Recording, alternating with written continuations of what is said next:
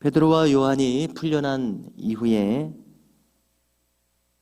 초대교회는 큰 부흥을 이루었고 성도들이 유무상통하는 놀라운 역사가 있었습니다. 또한 사도들의 손을 통해서 민간의 표적과 기사가 많이 일어났다고 오늘 말씀합니다. 그 결과 많은 사람들이 성전으로 모여들었습니다. 그들은 솔로몬 행각에 모이게 됩니다.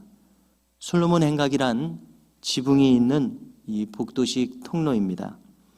우리가 예를 들어서 초등학교에서 운동회와 같은 행사를 하면은 운동장 가에 이렇게 천막을 치지 않습니까? 마찬가지로 성전의 넓은 마당에 한가운데 성전의 본관 건물이 있고 이 성전 마당 사방으로 이렇게 복도식 통로가 개방되어 있습니다. 이곳이 바로 솔로몬 행각입니다. 바로 여기에 예수님도 어렸을 때 제사장들과 여기에서 이야기를 나누고 질문을 하고 대답했던 바로 그런 곳입니다. 바로 여기에 사도들과 함께 많은 백성들이 모여서 말하자면 집회를 하게 되었습니다. 말씀을 나누고 전하고 또 이적과 표적이 많이 여기서 일어났을 것으로 생각이 됩니다. 자, 믿는 사람들도 있었지만 믿지 않는 사람들도 있었습니다. 이들은 이 초대교회 이 성도들과 상종하지 않았다, 이렇게 기록하지 않습니까?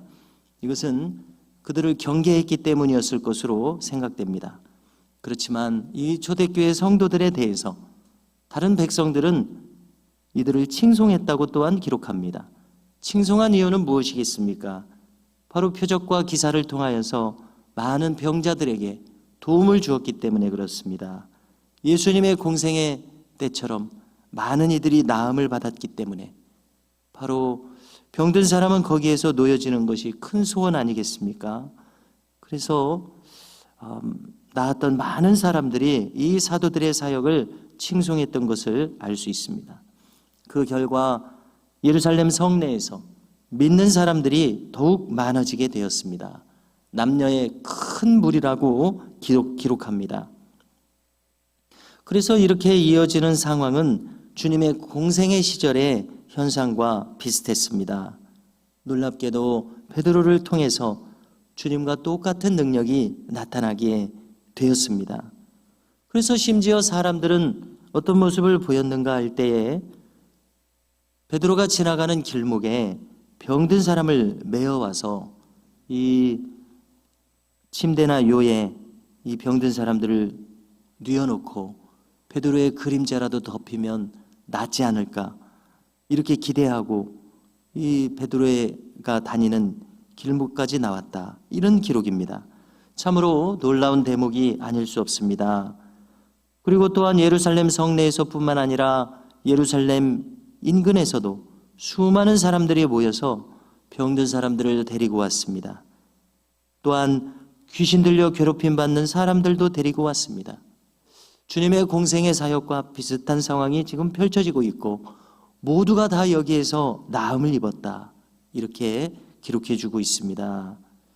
자, 한편 이러한 상황을 지켜보는 대제사장의 무리들은 이 모든 일어나는 일을 예의주시하고 있었습니다. 그들은 이런 전개가 싫었습니다.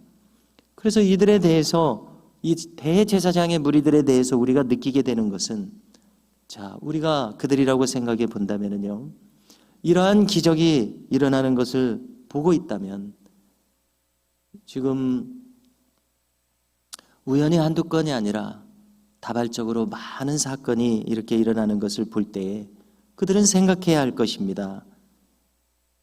과연 이것이 하나님의 역사인가 아닌가, 이런 것을 생각해야 될 것입니다.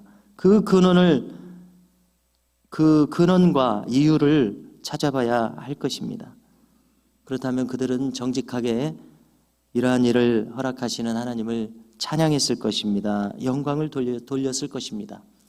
그러나 오늘 우리가 본문에서 보듯이 그들에게서는 그러한 반응이 나오지 않습니다. 이렇게 하지 않습니다.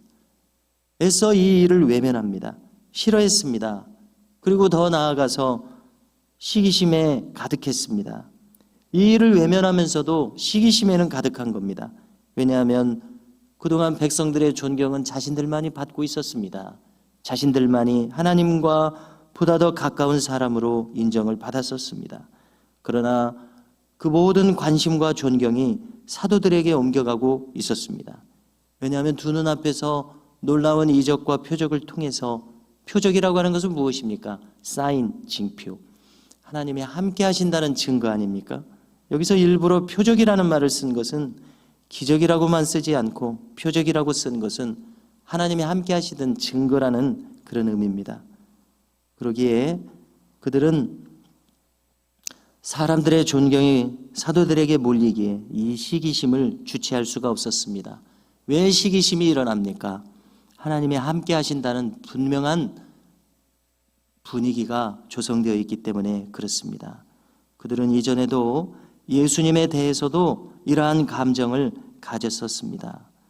만일 그들이 진리에 기뻐했었더라면 시기심이 아니라 마음을 같이 했을 것입니다. 동조했을 것이고 하나님을 찬양하는 마음으로 가득하며 그들의 마음에도 기쁨이 충만했었을 것입니다. 그러나 그들은 진리를 기뻐하지도 않는 사람들이었습니다. 진리에 속하지도 않는 사람들이었습니다. 한마디로 이질적인 사람들이었습니다. 대제사장의 무리들은 하나님의 역사에 있어서 이질적인 사람들이었습니다. 그렇지만 동시에 백성들의 인기와 관심을 빼앗겼으므로 시기심으로 또한 가득한 사람들이었습니다. 그래서 그들은 자신들이 가진 권력을 동원해서 사도들을 체포해서 옥에 가두어 버렸습니다. 자, 그날 밤이었습니다. 여기 또 놀라운 기적이 일어났다고 기록합니다. 그 밤중에 주의 천사가 사도들이 갇힌 옥문을 엽니다. 그리고 사도들을 이끌어냅니다. 그리고 뿐만 아니라 명하여 이르기를 바로 성전에 가라. 성전에 가서 이 생명의 말씀을 백성들에게 전하라 말합니다. 이 명령에 따라서 사도들은 집으로 귀가하거나 다른 사도들에게 가지 않고 그 새벽에 성전으로 갑니다. 우리는 당시의 상황을 다 알 수는 없습니다만은 당시에 성도들도 새벽에 성전을 찾는 사람들이 있었던가 봅니다. 그래서 생명의 말씀을 거기 서서 가르칩니다. 또 다른 한편 사도들을 체포한 이 대제사장의 무리들은 이튿날 공회를 소집했습니다. 이스라엘의 원로를 모두 소집했다고 기록합니다. 그리고 이제 이 상황에서 사도들을 붙잡아다가 옥에서 끌어내서 신문을 하고자 합니다. 자, 그래서 사도들을 끌어오라. 명을 받은 부하들이 옥에 가보았습니다. 그러나 사도들은 지금 거기 있을 수가 없습니다. 너무나 깜짝 놀라서 이 사실을 대제사장의 무리들에게 전합니다. 이제 이들을 이끌어 오리라는 기대 속에서 성전 책임자와 제사장들은 이구동성으로 생각했습니다. 이 일이 과연 어떻게 될까? 이 사도들을 과연 어떻게 처리하게 될까? 이렇게 의혹하고 있을 때에 이때 다른 사람들이 또 전가를 전합니다. 이 옥에서 발견할 수 없던 사도들이 성전에 서서 백성들에게 말씀을 전하고 있다고 누가 전하여 줍니다. 이에 다시 성전 책임자가 부하들과 함께 가서 사도들을 체포해 왔습니다. 그런데 이 상황 속에서 이 사도들에 대해서 함부로 할 수 없었다고 기록합니다. 왜냐하면 이 사도들의 사역은 백성들 사이에서 부인할 수 없을 정도로 너무나 분명하게 그리고 크게 나타나고 있었기 때문에 그렇습니다. 그래서 백성들이 돌로 칠 것이 두렵기에 사도들을 어찌하지 못하는 상황이 펼쳐졌다고 오늘 말씀이 기록해주고 있습니다. 여기서 우리는 이 놀라운 이적과 표적을 일으키고 있는 사도들에 대해서 잠시 한 가지 생각할 것이 있습니다. 그것은 바로 이 사도들의 마음, 이 사도들의 심리 상태입니다. 자, 우리가 생각할 수 있는 것은 그들은 자칫 자신들을 통해서 이 놀라운 능력이 나타나기에 그 마음이 높아질 수 있는 위험성이 언제나 있습니다. 왜냐하면 능력이 자신들을 통해서 나타나기 때문에 그렇습니다. 이것은 종종 사역자들이 가지게 되는 착각이라고 할 수 있는데요. 그런데 이들은 그들 자신이 감옥에 갇히는 한계 상황을 맞이했습니다. 그렇지 않습니까? 그들이 어떻게 할 수 없는 이 한계 상황을 맞이한 가운데 이 밤중에 천사들을 통해서 놀라운 기적을 그들은 수혜를 받고 이 감옥에서 벗어나게 됩니다. 자, 이것은 무엇을 의미합니까? 그들을 통해서 비록 이적과 기사가 나타나지만은 그들은 하나님의 도우심이 없으면 아무런 능력이 없다는 것을 절감하는 경험이었을 것입니다. 바로 능력의 주인은 자신이 아니라 하나님이시라는 것을 뼈저리게 자각하는 대목이었을 것입니다. 그래서 우리는 생각하게 됩니다.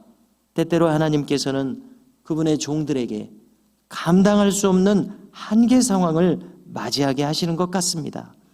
왜냐하면 이러한 무력한 상황 속에서는 오직 하나님만을 의지할 수밖에 없기 때문에 그렇습니다. 나는 참으로 무력한 존재라는 것을 깨달을 수밖에 없기 때문에 그렇습니다. 그래서 오직 하나님을 의지하는 그분의 종들로 이끄신다고 생각을 하게 됩니다. 그러므로 성도 여러분, 우리는 언제나 우리 자신의 무력함을 인정해야 할 것입니다. 그리고 오직 하나님의 은혜와 능력을 구하는 겸손한 심령이 될 수 있기를 주님의 이름으로 간절히 소망합니다.